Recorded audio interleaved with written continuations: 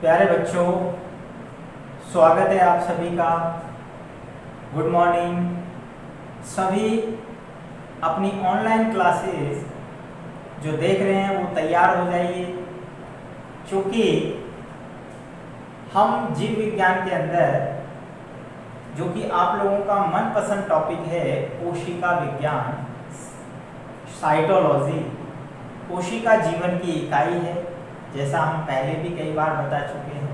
उसी के बारे में हम अध्ययन कर रहे हैं। आज का जो वीडियो है हमारा वो नेक्स्ट कोशिकांग के बारे में। इससे पहले वाली वीडियो में हमने अंतःप्रद्रव जालिका के बारे में विस्तार से बताया। आज हम गोल्जी काय के बारे में पढ़ेंगे। आज हम अगला कोशिकांग है गोल्जी काय, गोल्जी बॉडी, गोल्जी सम्मिश्र, कई नामों से इसे जाना जाता है। इसे आपने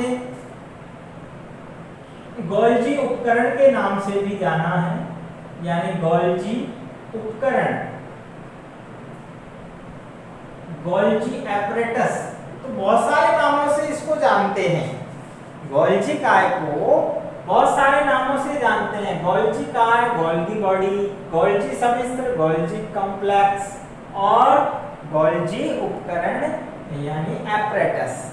आखिर ये नाम क्यों पड़े? क्योंकि गोल्जी काय जो है वो एक बड़ा समूह है और इसमें बहुत सारी नलिकाएं होती हैं, राइट।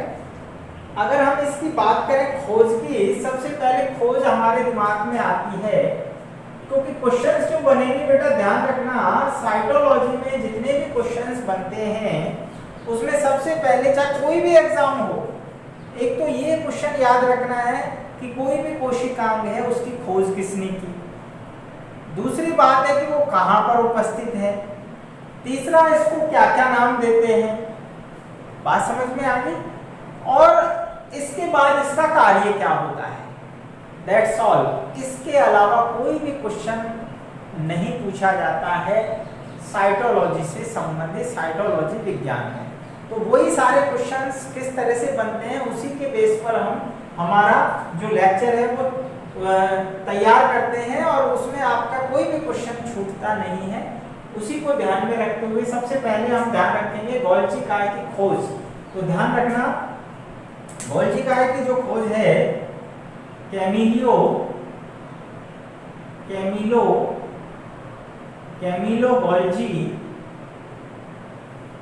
गोल्जी ने उल्लू होता है ना, आउल, उल्लू की तंत्रिका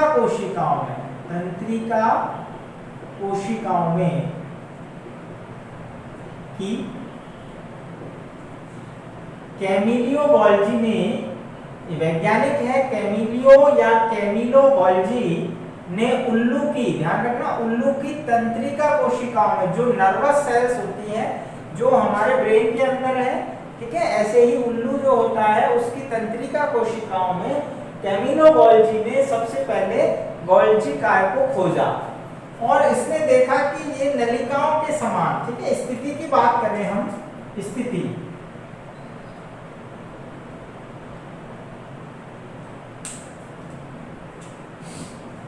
यह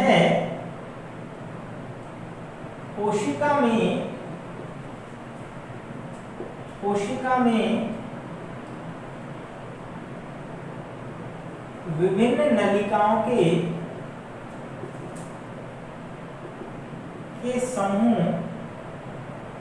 समूह के रूप में उपस्थित होती है। वास्तव में गोल्जी काय का कोई निश्चित आकार नहीं होता है। ये कैसी होती है? आकार की बात करें तो ये बहुरूपिक होती है। आकार की अगर हम बात करें, आकार और आकृति, तो ये बहुरूपिक होती है, जिसे पॉलीमॉर्फिक कहते हैं, ठीक है, बहुरूपिक,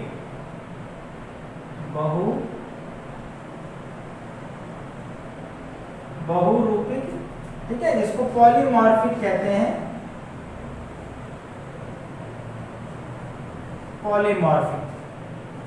इसीलिए इसे बहरूपिया भी कहते हैं, बहरूपिया, कौन सा कोशिकांग है ये? बहरूपिया।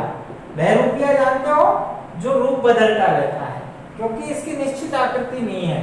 अब आप कहेंगे कि भाई ये किस प्रकार की आकृति की है, तो देखिए ये कोशिका के अंदर ये जैसे कोशिका है, ठीक है, ये केंद्रक, तो केंद्रक के पास में स्थित होती है और इस तरह से नलिकाओं के रूप में पड़ी होती है, नलिकाओं के रूप में, ठीक है। ये पुटिकाएं होती हैं, इसके साथ में सिस्टर्नी होती है, इसमें रिक्तिकाएं भी होती हैं। अगर हम इसको बड़े विस्तृत रूप से अगर मान लीजिए हम इसकी स्ट्रक्चर को इलेक्ट्रॉन माइक्रोस्कोप से अगर देखें तो कुछ इस प्रकार से नजर आती है। इसमें नलिकाएं पड़ी होती हैं और ये नलिकाएं इस प्रकार समानांतर एक दूसरे से पड़ी हुई हैं। वास्तव में इसमें दो सरफेस दिखाई देती हैं, एक उत्तल होती है और एक अवतल सतह होती है, ठीक है। यहाँ पर आप देख रहे हैं ये पुटिकाएं इधर टूटकर वसा जो है ये बाहर निकलती रहती हैं इधर, और यहाँ पर ये दोहरा आवरण होता है इस पर, इस प्रकार आप देख रहे हैं ये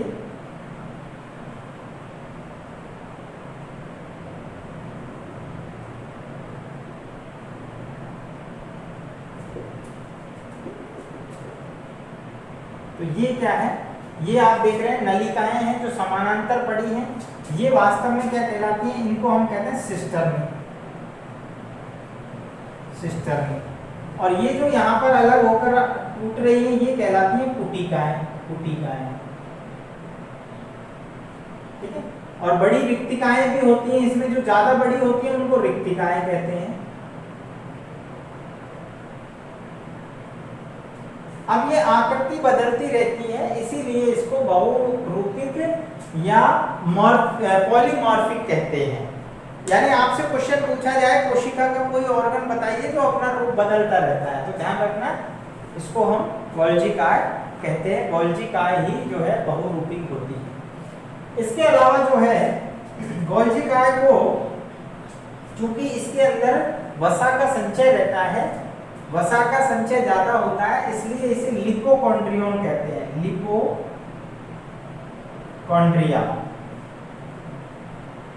लिपोकॉन्ड्रिया। ध्यान है आपने पढ़ा माइटोकॉन्ड्रिया सूत्र कणिकाएं, तो लिपो का मतलब क्या होता है लिपिड, और कॉन्ड्रियन का मतलब कणिका, यानी वो कणिका जिसमें लिपिड का संचय हो, तो इसको हम कहेंगे लिपिड या वसा का संचय करती है। इसको लिपोकॉन्ड्रियन भी कहते हैं, लिपोकॉन्ड्रिया, क्योंकि लिपिड और वसा का संचय करती है। इसके अलावा ध्यान रखना एक और इंपॉर्टेंट पॉइंट है, पादपों में वह अकशेरुकी प्राणियों में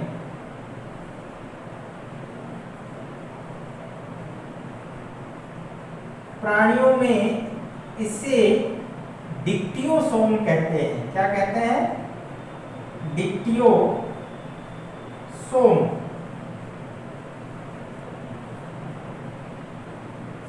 पादपों व अकशेरुकी प्राणियों में इसे डिक्टियोसोम कहते हैं, ठीक है। लिपोकॉन्ड्रिया लिपिड का संचय करती है इसलिए कहते हैं। तो यहाँ पर बहुत सारे यहाँ पर पॉइंट्स जो हैं आपके सामने लगभग जो गोल्जी काय से संबंधित है वो आ गए। यहाँ पर हम चित्र का नाम लिखेंगे, जब भी आपसे पूछा जाए कि गोल्जी काय की स्ट्रक्चर बताइए तो आप ये चित्र बनाएं। तो ये है गोल्जी काय, जिसको गोल्जी की बॉडी कहते हैं। अब आपको यहाँ पर एक पॉइंट और है, इसको गोल्जी काय नाम क्यों पड़ा? क्योंकि कैमिलियो गोल्जी ने खोजी थी ये इसके नाम से ही, ठीक है, इसके नाम से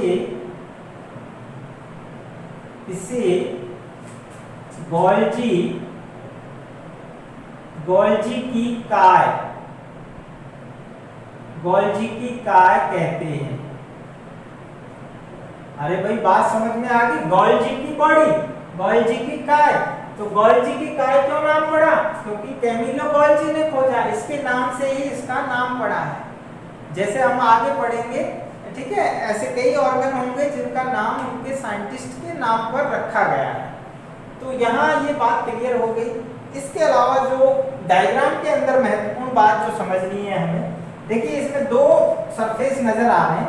एक सरफेस जो होता है, ये देखिए उत्तल सतह, ये कैसी नजर आ रही है? उत्तल लेंस की तरह, और ये कैसी है? अवतल लेंस की तरह। तो ये वाली जो सतह है ये तो कहलाती है ट्रांस, इसे कहते हैं ट्रांस फेस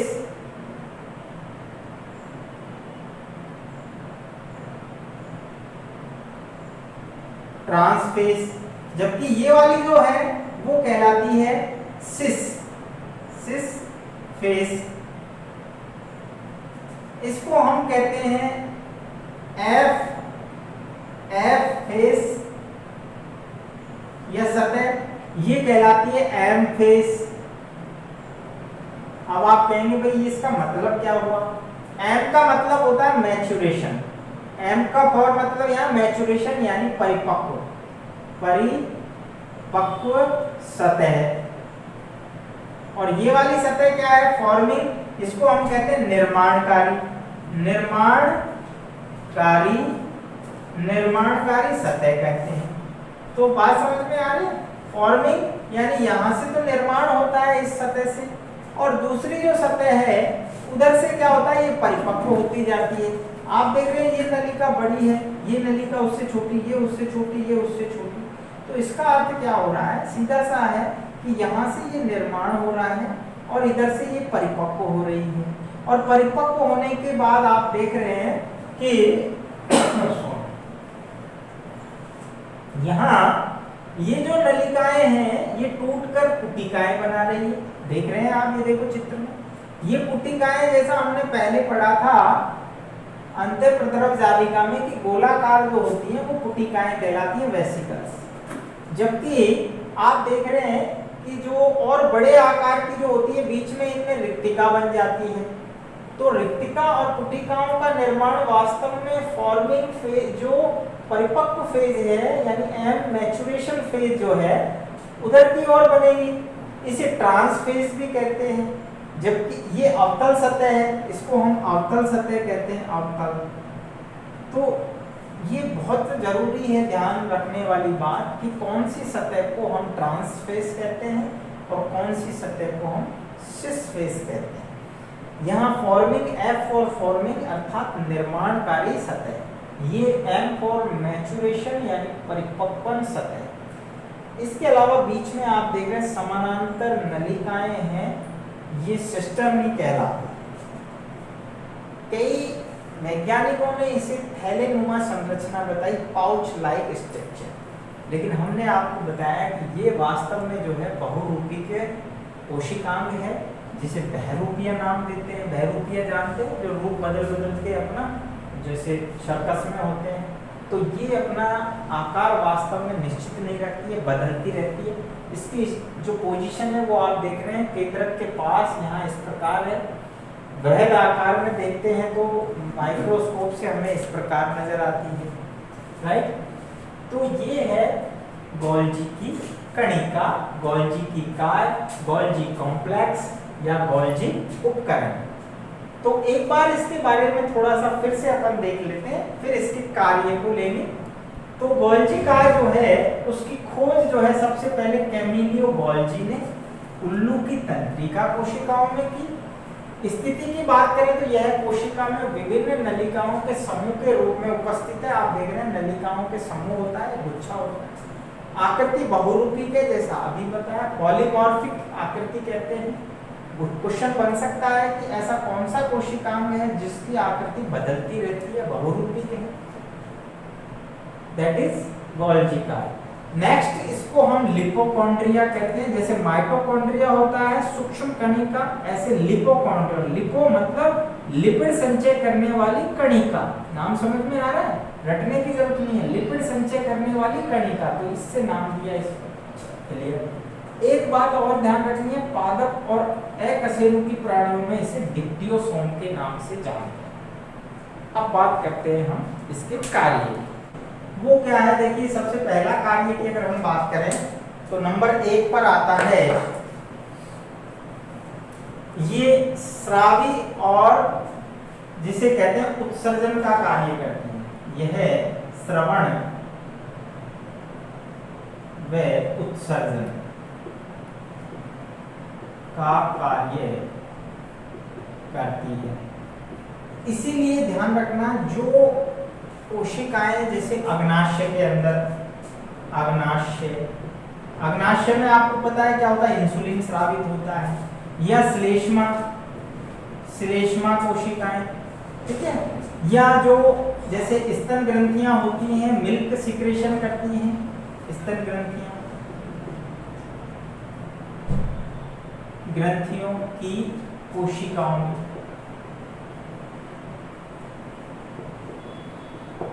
तो जिन कोशिकाओं में स्राव होता है, किसी भी हार्मोन का, एंजाइम का, पदार्थ का स्राव होता है, उनमें ये सबसे ज्यादा मात्रा में मिलती है। दूसरी हम बात करते हैं, लाइसोसोम का निर्माण करती है, लाइसोसोम का निर्माण करती है। नेक्स्ट, गोल्जी काय जो है वो वसा संचय करती है,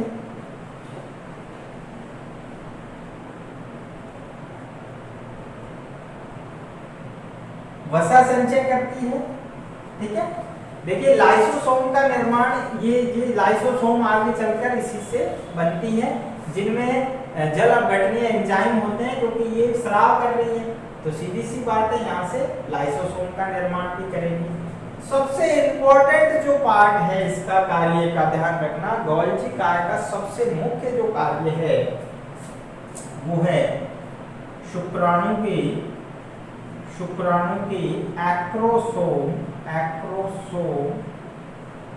एक्रोसोम का निर्माण। अब ये शुक्राणु क्या है और एक्रोसोम क्या है, ये भी समझने की बात है। तो हम पढ़ेंगे 12वीं क्लास के अंदर, शुक्राणु नर युग्मक होता है, ये क्या होता है, नर युग्मक होता है, और इसकी आकृति जब हम देखते हैं तो ये शुक्राणु है, ठीक है, नर युग्मक, और इसके ऊपर एक टोपी के समान संरचना होती है, ये कहलाती है एक्रोसोम। हमने 12th की वीडियो में पूरा डिटेल से बताया है कि किस प्रकार स्पर्म यानी शुक्राणु का निर्माण होता है, और इसमें जो एक्रोसोम है वो कैसे जो है गोल्जी काय से बनता है, गोल्जी काय से कैसे बनता है। तो नर युग्मक शुक्राणु का जो एक्रोसोम है ये गोल्जी काय से बनता है।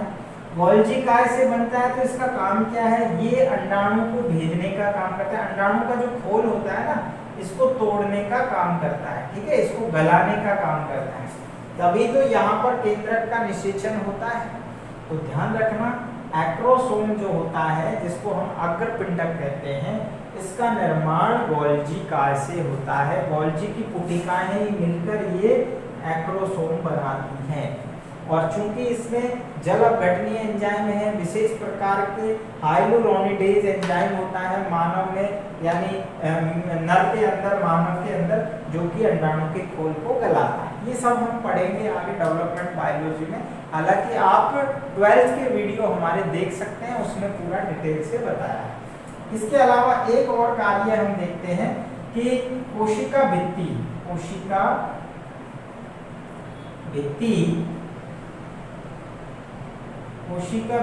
में पटलिका निर्माण में सहायक, ये पटलिका निर्माण में भी सहायक होती है। तो इस प्रकार हमने देखा कि ये उत्सर्जन और श्रवण का कार्य करती है। इसमें बहुत सारे जो कोशिकाएं जैसे अग्नाशय की कोशिकाएं, श्लेष्मा कोशिकाएं, स्तन ग्रंथि कोशिकाएं, या कोई भी हार्मोन सिक्रेट करने वाली जो सेल्स होती हैं, उनमें इनकी संख्या ज़्यादा होती है, ये वहाँ ज़्यादा पाई जाती है। लाइसोसोम का निर्माण करेगी, वसा संचय करेगी, शुक्राणु के एक्रोसोम का निर्माण करेगी, कोशिका भित्ति के पटलिका निर्माण में सहायक है। तो ये हमारी आज की वीडियो जो है कंप्लीट होती है कि होती है। तो इस तरह से आपको पिछली वीडियो के और इस वीडियो के आपको कुल मिला के 6 क्वेश्चन है। आपको कमेंट में लिखना है, केवल एक शब्द का आंसर है। छोटे छोटे क्वेश्चन है, छोटे छोटे आंसर हैं। लगातार हमारे वीडियो देखते रहिए, इनको शेयर करिए दूसरे अपने दोस्तों को जो बायोलॉजी में इंटरेस्टेड है। हम इसी प्रकार लगातार वीडियो आपके लिए अच्छा सा कंटेंट लेकर आएंगे। आप लगातार देखते रहिए हमारे वीडियो। तब तक के लिए धन्यवाद, गुड बाय, मिलते हैं नेक्स्ट वीडियो में।